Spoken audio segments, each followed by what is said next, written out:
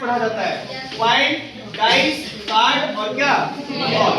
ठीक है, आप जानेंगे हम लोग सिक्का, हम लोग जान गए थे सिक्का, जब एक सिक्का को उछालेंगे तो कितना घटना बनेगा, जब दो सिक्का उछालेंगे तब क्या बनेगा, और जब तीन सिक्का उछालेंगे तो कितना घटना बनेगा।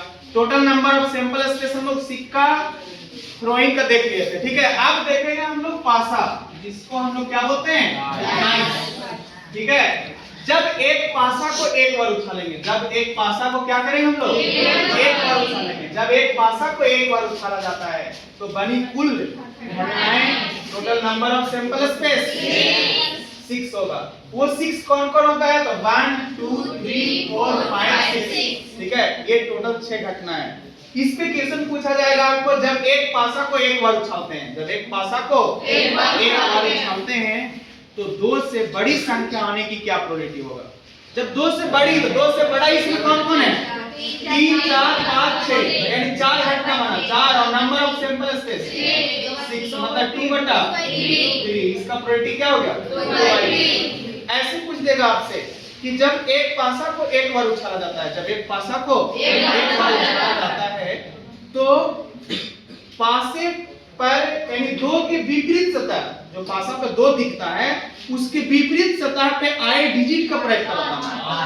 तो उसके विपरीत कौन होगा, पासा में देखो विपरीत सतह वही होता है, जैसे 2 का विपरीत पूछा गया पासा में, तो उसमें हम 5 जोड़ के 7 बना लेंगे, मतलब कितना जोड़ने पे 7 बनेगा, वही उसका उल्टा होता है, मतलब 2 का उल्टा 5, 5 का उल्टा 2। ठीक है, जैसे 3 का उल्टा आपसे पूछा है, तो 3 का उल्टा 4, 4 का उल्टा 3, क्योंकि 4 3 4 है, यानी विपरीत सतहों, पासा के विपरीत सतहों का योग कितना होना चाहिए, 7। तो उस स्थिति में क्या होता है कि 3 का उल्टा 4 हो जाता है और 4 का उल्टा 3 हो जाता है। तो आपसे बोलेगा जब एक पासा को एक बार उछालते हैं तो 4 के विपरीत सतह पर आए संख्या का प्रयोग क्या होगा। तो 4 के विपरीत सतह पर कौन आएगा, 3 आएगा, और 3 अपने आप में कितनी संख्या है, तो नंबर ऑफ इवेंट कितना हो गया, नंबर ऑफ इवेंट कितना हो गया हम लोग 1, और नंबर ऑफ सैंपल स्पेस कितना हो गया, number of sample space total कितना है 6। तो ये आंसर हो जाएगा 1/6। ऐसा क्वेश्चन पूछा जाएगा आपसे, क्या देगा इसमें रूट संख्या आने की प्रोबेबिलिटी, तो 6 से छोटी संख्या आने की प्रोबेबिलिटी, तो ये पाई क्या हो जाएगा 6 हो जाएगा। रूट संख्या की बात करेगा तो 2 3 5 यहाँ रूट संख्या है जिसको हम लोग प्राइम नंबर बोलते हैं, तो प्राइम नंबर आने की प्रोबेबिलिटी 3/6 यानी 1/2, ऐसा प्रोबेबिलिटी पूछा जाएगा इससे। ठीक है, अब हम लोग जानेंगे जब दो पासा को एक बार उछाला जाता है, जब कितने पासा को, दो पासा को एक बार उछाला जाता है तो टोटल घटना कितना बनता है, 36 घटना। टोटल घटना कितना, 36। जब आगे पूछा जाएगा 3 पासा को एक बार उछाला जाता है, तो देखो पासा की सतह कितने हम लोग पास, पासा की सतह कितने हैं 6, तो 6 सतह है और एक बार उछाला तो पावर 1 मतलब 6 हो गया। अगर 2 बार उछालते हैं तो पासा का 6 सतह है, ठीक है, और उसको 2 बार उछाल रहे हैं तो कितना घटना, 36 घटना बनेगा। ठीक है, अगर 3 बार उछालेंगे तो दूसरा 16 घटना, अगर 4 बार उछालेंगे तो 6 के पावर कितना होगा टोटल घटना, 6 के पावर 4। 6 के पावर 4 मतलब 216 में 6 से गुणा करेंगे, 6 दूनी 12, 16 96 मतलब 1296 घटना टोटल बन जाएगा। ठीक है, तो ये देखें जब हम लोग एक पासा उछालेंगे, 2 पासा उछालेंगे तो घटना टोटल कितना बनेगा। ठीक है, तो ऐसे जितना पासा का घटना पूछ ले आपसे ऐसे हम लोग याद कर लेंगे। ठीक है, देखो जब 2 पासा को एक बार उछालते हैं तो 36 घटना बनता है। ये 36 घटना इस प्रकार है। ठीक है, जैसे कहने का मतलब मेरे पास 2 पासा है, ये बना कैसे, जैसे 1 कैसे बना, जैसे मेरे पास 2 पासा है और 2 पासा दोनों को उछाले और नीचे गिरा पासा, फर्स्ट पासा पे देखे 1 आ गया, अगर दूसरा पासा पर भी 1 आया तो उसको हम काउंट करेंगे 1 1।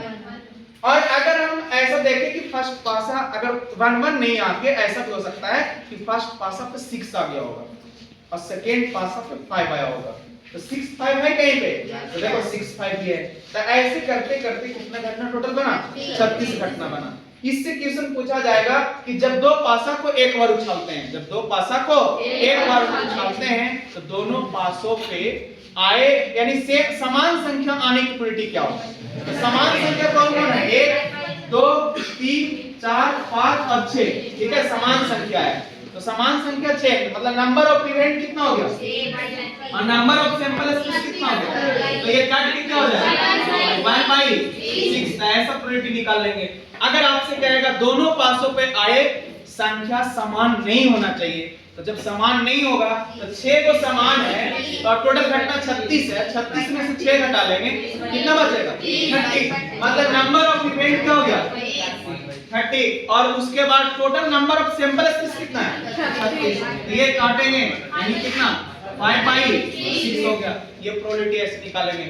इससे रिलेटेड ऐसा क्वेश्चन पूछा जाता है जो बहुत इंपॉर्टेंट क्वेश्चन है, जैसे कि जब दो पासा को हम लोग एक बार उछाल रहे हैं, जब दो पासा को कितने बार उछाल रहे हैं एक बार उछाल रहे हैं, तो दोनों पासों पे आए संख्या का योग कभी पूछ देगा आपसे कि 8 होने की घटना, कभी पूछ देगा 9 होने की घटना, कभी पूछ देगा 10 होने की घटना, कभी 11, इसी प्रकार से पूछेगा। ठीक है, जैसे 12 भी पूछ सकता है। मैक्सिमम कितना ही होगा 12 है। ठीक है, 13 कभी आता नहीं है। आप जोड़ लीजिए पासा पे जितने डिजिट दिख रहे हैं वो सभी डिजिट का योग मैक्सिमम कितना होगा 12 और मिनिमम कितना होगा तो 2। ठीक है, जब भी आपसे पूछेगा जब आपसे पूछेगा, जैसे आपसे पूछा 7 योग आना चाहिए, दोनों पासों पे संख्या का योग कितना होना चाहिए 7। जब दो पासा को एक बार उछालते हैं दोनों पासों पे संख्या का योग 7 आ जाए या क्या देगा 8 आ जाए या क्या देगा 9 आ जाए, तो कैसे निकालेंगे? आप ये टेबल लिख के भी बना सकते हैं गिन के, अन्यथा आप विदाउट